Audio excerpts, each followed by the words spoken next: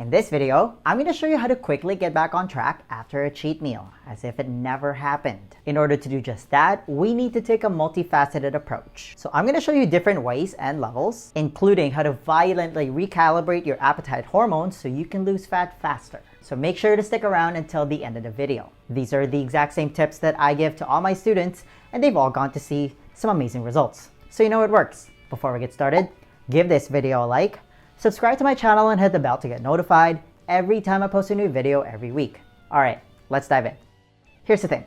Having an unplanned or even a planned cheat meal can be a make or break scenario for some people, especially if you approach it the wrong way. And by cheat meal, we're just going to say that you're eating above your caloric maintenance if you're counting calories, or in simple terms, overindulging in a lot of carbs and sugar, or whatever your caloric kryptonite may be. Now, let's start with what you shouldn't do. This alone will keep you sane and save you from misery. Don't weigh yourself. When we have these cheat meals for reasons unknown, some people have the tendency to step on the scale the next day. I don't really know if it's just from sheer curiosity or you're hoping that the scale will say something else. What exactly are you expecting to see? You're not gonna like it.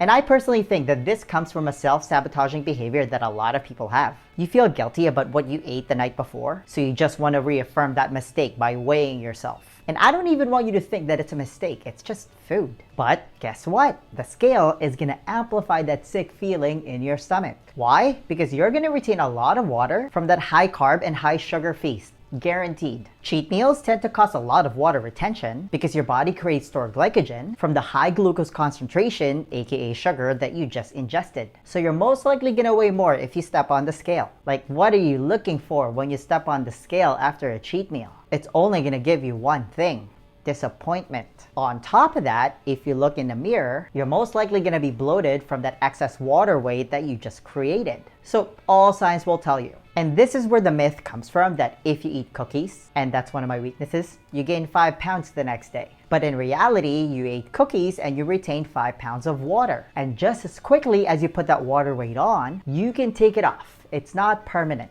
Usually after 36 to 48 hours, you're usually back to your normal weight should you weigh yourself then, if you follow the tips that I'm about to give you. Now, this is a superpower in itself, and probably one of the biggest takeaways in this video. You need to have selective amnesia. Forget that the cheat meal ever happened. The faster you can do this, the more successful you'll be. Especially if you've been on point and you've actually lost 5 pounds of body fat, but then you created 5 pounds of water weight, and I'm just throwing out numbers here. Should you decide to step on the scale the next day, it's gonna give you the impression that you've just gained all the weight back, that you've worked so hard to lose. But you're not aware that what you've gained is mostly water weight. If you don't know how to interpret that information, that can be devastating to your psyche. It might even cause you to spiral the wrong way, not knowing that you're actually still on the right path. You just had a little bump on the road. So yes, you're gonna gain weight from that water retention should you step on the scale, so don't do it. And yes, you're gonna feel bloated from the massive intake of simple carbs and or sugar. But it doesn't necessarily mean that you've gained 5 pounds of body fat overnight. That doesn't even make sense. Now, what's the fastest way to drop all that water weight? It's actually pretty simple. And this is how you can violently recalibrate your appetite hormones as well. Do a fasted workout the next day. Preferably a high-intensity workout that makes you sweat. And as always, you want these workouts to be based on resistance training, like a CrossFit workout, for example. What you don't want to do is to go for an hour-long run on the treadmill, because you're trying to accumulate calories burned on your fitness tracker to compensate for all the excess calories you just had. You should check out my other videos if you want to know more about exercise physiology. Now, a fasted workout does two things. First, it drains all the glycogen from your muscles and liver. That's why it needs to be intense. You need to sweat. And sweating is really good for you. It helps with heavy metal detox, elimination of chemicals, bacterial cleansing, and it's great for your skin. After your intense fasted workout, your body is naturally going to activate the hormone ghrelin. That's your hunger hormone. But if you don't eat right away, that's gonna produce a hormetic stress response from your body. In layman's terms, it's the what doesn't kill you makes you stronger type of stress. And since you've depleted your glycogen stores from that intense workout and you're not refueling with food right away, your body is naturally going to start looking for an alternative fuel source. And guess what? You have at least 100,000 calories of stored energy stored in your butt, thighs, and belly. That's what it's there for. And I say that in a lot of my fat loss related videos because it's such an important concept you need to be able to wrap your head around. Body fat is stored energy waiting to be used. It's not just there for looks. So when you train fasted and you don't eat right away, you're violently recalibrating your appetite hormones to get your energy from the butt and thigh cafe instead. You're teaching your body to burn body fat. But here's the catch. This is only going to work efficiently. This is another concept you need to understand. And my entire channel is dedicated towards you achieving this awesome metabolic state. This is our default factory setting as human beings. This will only work if you're metabolically flexible.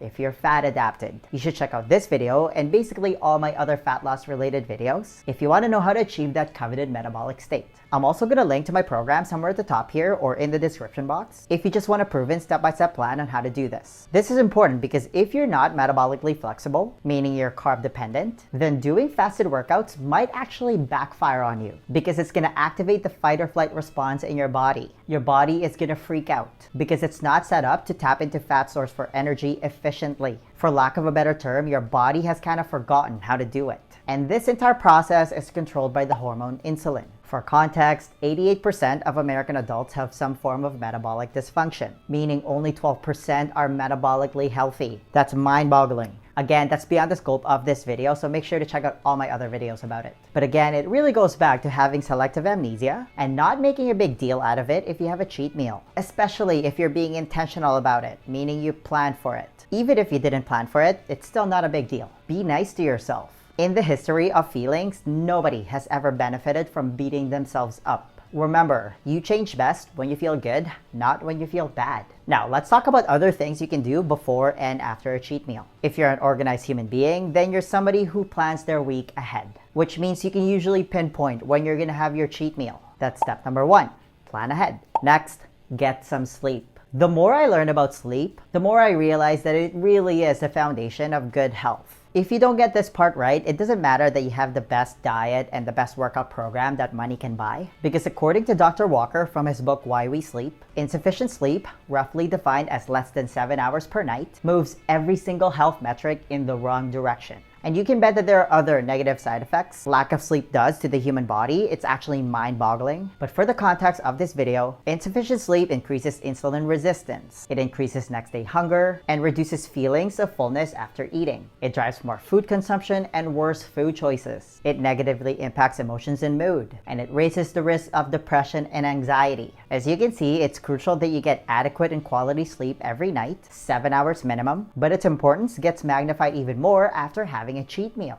It's what's going to set you up to make all the right decisions the next day so you can get back on track. None of this is going to work if you don't get your sleep right. If your job, for example, is to sacrifice your sleep, like night shift work, you should definitely consider switching careers. The World Health Organization, for example, now considers night shift work as a probable carcinogen. It's just not worth it. Next, the day when you're having your cheat meal, I highly recommend that you do some form of intermittent fasting. Fasting is also something I talk about ad nauseum on my channel, but this eating strategy honors the concept of delay but don't deny. If you have the metabolic flexibility, I would skip breakfast and even lunch that day, assuming that you're having your cheat meal for dinner. If you're having it for lunch, then just skip breakfast. If you want a nice little hack to make the fast easier, have a cup of bulletproof coffee. A couple hours before your cheat meal, try to have a small meal that's high in fat and protein. Whether it's a couple of hard-boiled eggs, a piece of meat and some avocado, or some nuts and cheese. Just so you're not ravenous when you finally have your cheat meal. That way you can actually make sensible choices when you order if you're eating out at a restaurant. After your cheat meal, one of the best and most effective hacks is to go for a walk. As a general rule, you should always try to go for a walk after every major meal because walking after a meal increases insulin sensitivity by up to 30% and it lowers the blood glucose response by up to 50%. That's mind-blowing just by simply walking. The faster you can regulate your blood glucose and insulin, the faster you can start burning fat. Next, I brushed up on this already, but doing fasted workouts and not eating right away is an unbelievably powerful way to get rid of all that excess water weight you're carrying. You can also do intermittent fasting the day after. And don't think of this as punishment. You're just using up all that excess stored energy from your last meal. You're not gonna die. What you don't want is for this single incident to get out of hand. Again, we're gonna circle back to having selective amnesia. You don't want your single cheat meal to extend into a consecutive cheat day the next day. Next thing you know, it turns into a cheat week and the wheels are completely off the wagon. This is why I'm such a big fan of giving my students, and I do this myself, an optional cheat meal or two every week depending on where they're at with their goals. Because you just can't tell someone to go cold turkey and never have dessert again or whatever their favorite treat is. You just can't. It's not gonna work long term. It also creates this unhealthy relationship with food. The more you tell someone they can't have something, the more they want it. Part of this process is also solving for your highest quality of life. So have it,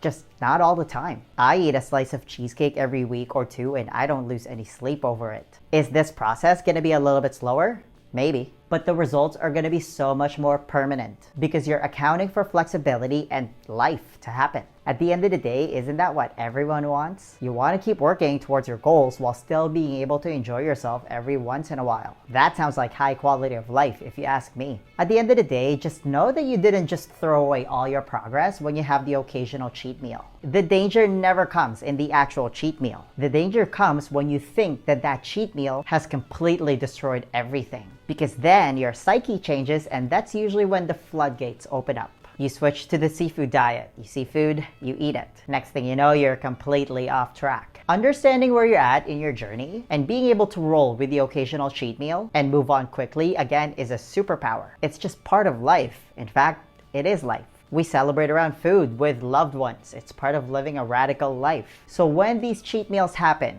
and they will, just know that you're one good meal away from being back on track. The next question then becomes, how are you actually supposed to eat if you want to lose weight? Because here's the thing, 80% of your body composition is determined by your diet. You can't just freestyle this part. Do you have a proven plan that you can follow? To help you with that, I want to give you a free copy of my Lean Body Blueprint. This is how I was finally able to get rid of all my unwanted body fat without depriving myself of my favorite foods or spending countless hours at the gym. It's a simple 4-step process specifically designed for busy professionals, and it's the exact same blueprint that I teach to all my students, and they've all gone to see some amazing results. If you want to be the next success story, then download your free copy of the Lean Body Blueprint right now. There's going to be a link somewhere at the top here or in the description box. Just click on it, type in your email, and I'll send it to you right away. Hey, give this video a thumbs up if you enjoyed it and share it with your friends. Please subscribe to my channel if you haven't already. I post a new video every week, and feel free to leave a comment below if you have any questions about this video. All right, I'll see you in the next one. Virtual high five.